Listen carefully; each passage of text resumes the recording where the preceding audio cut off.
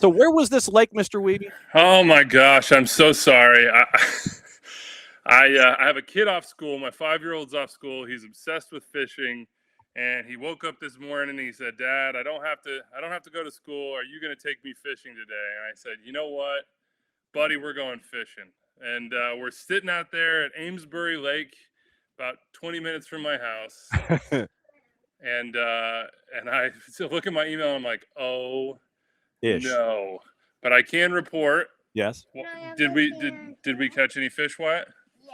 What did we catch? A sunfish and a bass. Yes, we got a green sunfish and a bass. There you go. So that was a successful trip. Can I have it? If you play nicely for 15 minutes, you may have it. Welcome to my life as a father with a 5-year-old off of school. Well, my first question was going to be if you caught anything, and so obviously you did. We did. You know, you never know, and patience is not always the virtue of a 5-year-old fisherman. But he got bored. He started playing in the dirt.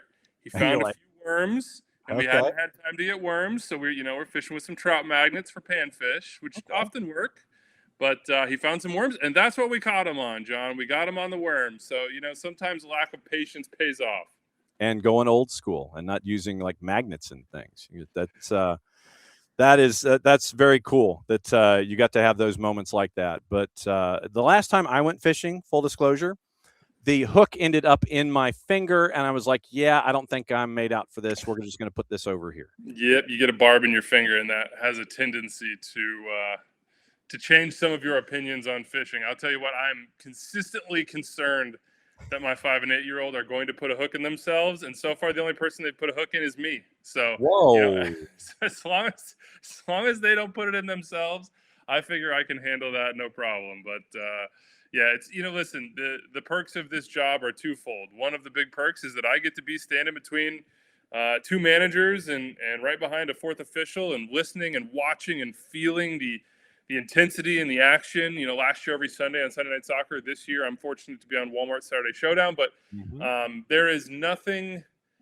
It is truly the best seat in the house that I have, and that's the same as during the week when I get to take my sons to soccer practice and go fishing and spend that quality time with them. And so I'm living a pretty blessed life here in terms of soccer and family and everything in between. All right. So what's study hall been like for you this week, getting ready for this weekend? Well, study hall is always going to be a full watch of both of the teams' matches, previous matches, in this case, obviously Atlanta and Columbus. And then I'm going to go back and read and listen to just about as much as I possibly can in terms of what both teams are talking about, what they're thinking, what they're feeling. I approach sideline in a little bit of a different way than I think than some. I feel like it's my job to accumulate as many stories as I can. And what I would tell people who are watching the games that I'm on is that you're getting about maybe 10% of the information that I've gathered. If we're fortunate, more, but on any given day, about 10%. So on a week like this, let's see, I did 1v1s with Steven Moreira. I did 1v1s with Stian Gregerson, with Tristan Mayumba, with Patrick Schulte, and one more that I'm forgetting now on the Columbus side. But I had about 6 1v1s with the crew before their scoreless draw against the Fire. Didn't use any of it. Didn't use any of it. The game just didn't give me the moments. So, if you're watching on Saturday, listen for a few really good stories, some really good insight into personal conversations with these guys, and then I'm your spy on the field. I'm down there. I'm flipping my earpiece out. I'm eavesdropping. I'm listening.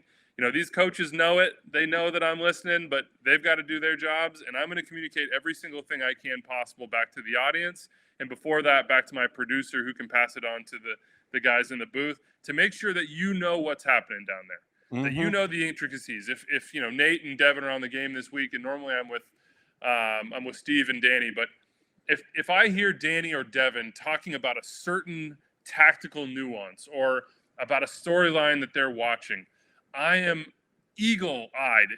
I am owl-eared in the sense of I want to hear what the coaches are saying about that thing.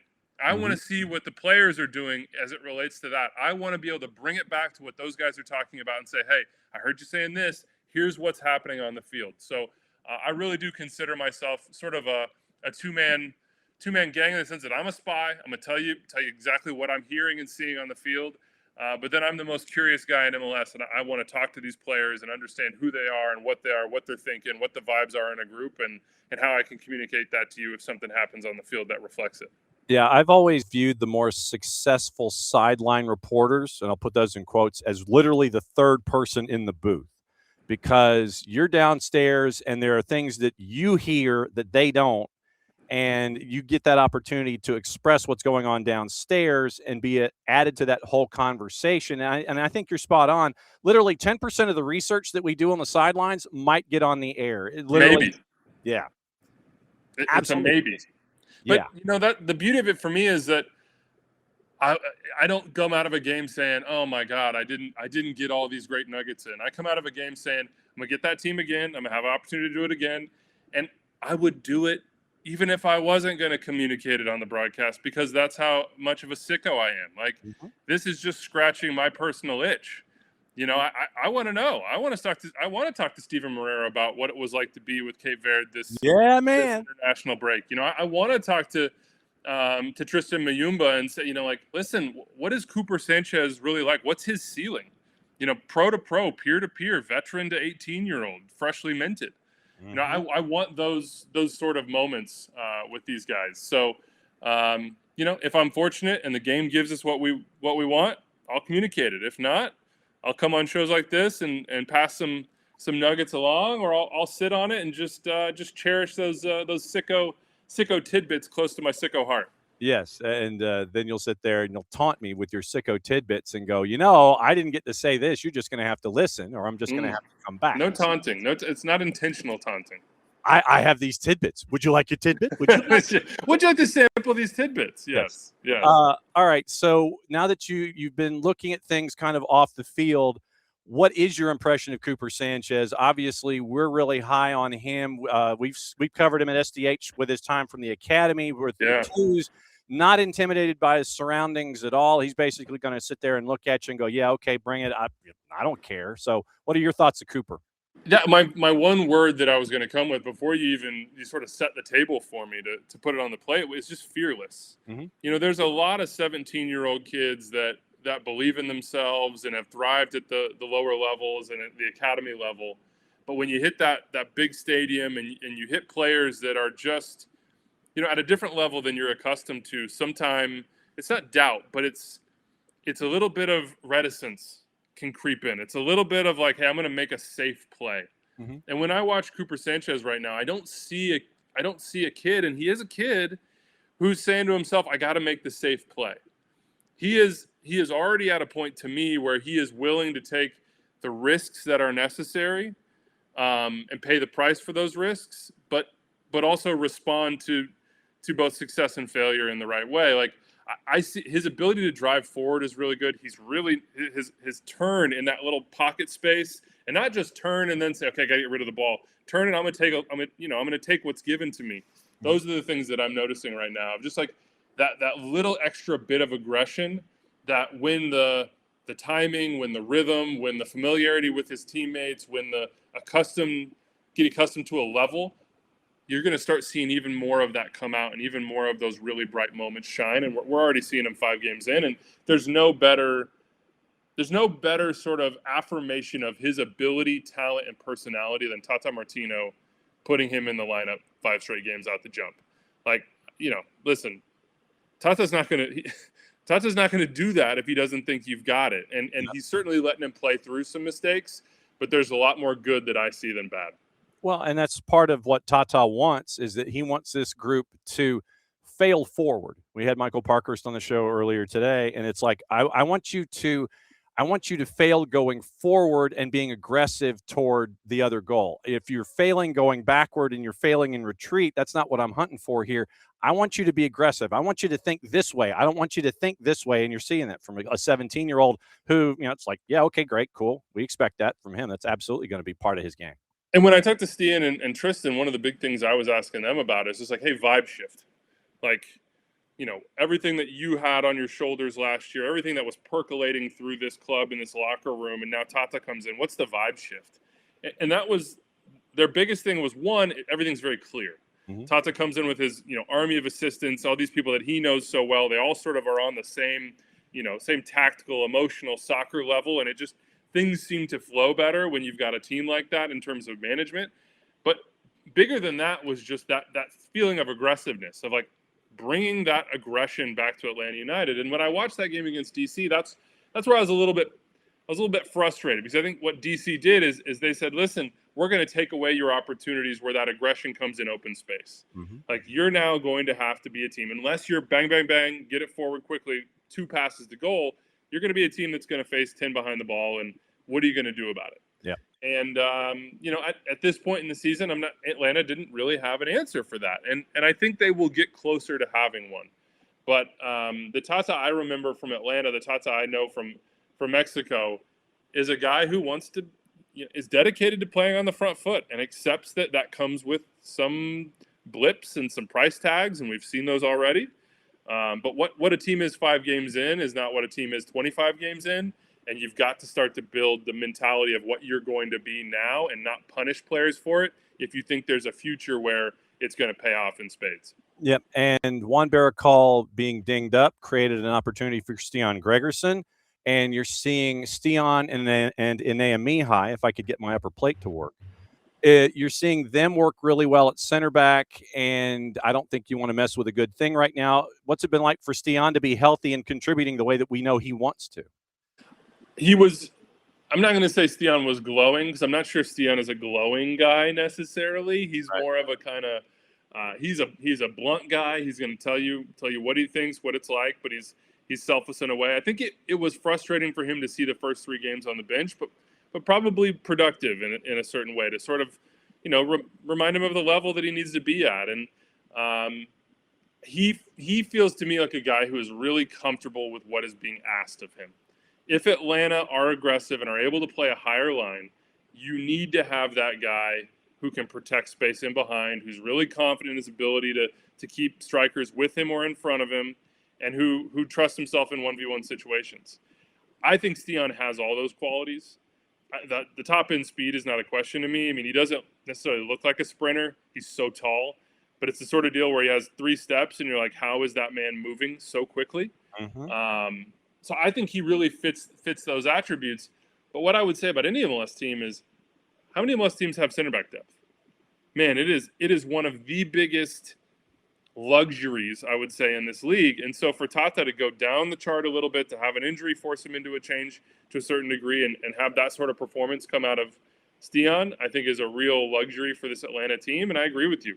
2 results in a row, 2 really confident performances for Gregerson. You keep him on the field, because the one place that that this Columbus team can suffer are in those transition moments. And if you go in transition, naturally you're going to leave yourself a little bit numbers down behind that. So that's where you need a guy like Stian to protect in behind the back line.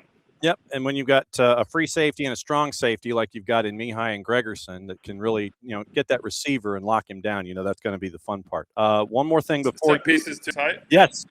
Yep. Set piece. Okay. So you mentioned your research. I'm going to show you, me, and this is just from the football championships that we had here back in December. This is one of 2 books. That is one of 2 books. You see how thick that is. That is part of research. That is one book. It was, how many championships was it? It was 13 championships in 4 days. Here's book number 2. Oh, Lord.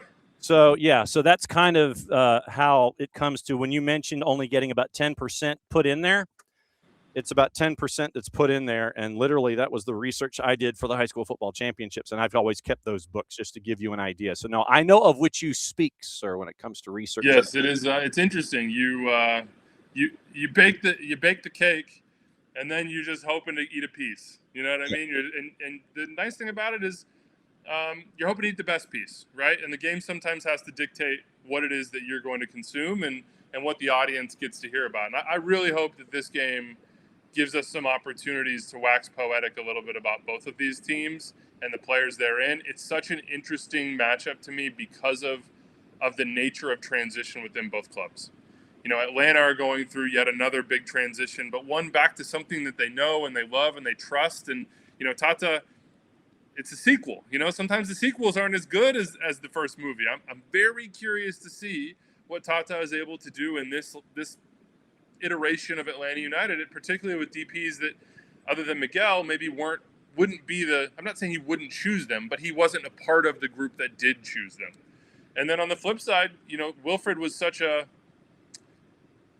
unique and foundational piece of what the crew built, that when you change in any way, certainly with having him leave, even if Henrik Rubstrom had many of the same attributes that they saw in his teams in Scandinavia, you naturally are stuck between two minds. And when I talk to the crew players right now, they are in between two tactical interpretations, in between two emotional and psychological personalities, in between two eras, and they're trying to move to the next one. So I think this is a game that we don't often see it 6 games into the regular season, a game that is going to have some desperation, is going to have some hey, our season is maybe not completely on the line here, but our ability to build momentum certainly is, and we've got to find something, and we've got to find it quick. And I hope both teams approach the game like that and kind of throw caution to the wind just a little bit to give us, the track meet that we've seen in the past between these two teams. All right, so when are you leaving to head this way? I come down, the beautiful thing about Atlanta is we got those nice direct flights. So I'm going to come down tomorrow morning, very, very bright and early, and I'll do some walking around, and I'll go get a coffee and maybe go work out, go over my notes, and then be at the stadium early afternoon, and looking forward to hopefully one of those days in the bins, of which I've had many, that you just don't forget. Yep, and we will see you there when you get here. It is AppleTV's version of Roland Martin or Bill Dance, Andrew Wiebe. Oh, wow. Listen, I think Roland or Bill would have pulled a couple out of that pond personally, and maybe wouldn't have had to use worms, but hey, we got two. We got two, John, so that's a successful morning. Yep. So it's Nate, DK, and Andrew coming up here, being here at Mercedes-Benz. We will see you. Safe travels, my friend. We'll see you here tomorrow, and it was great catching up with you. Don't be a stranger. Yeah. We'll see you tomorrow. Thanks, John. There he goes. He's going to go maybe catch more fish or something. I might. Yeah, just go cook what you got.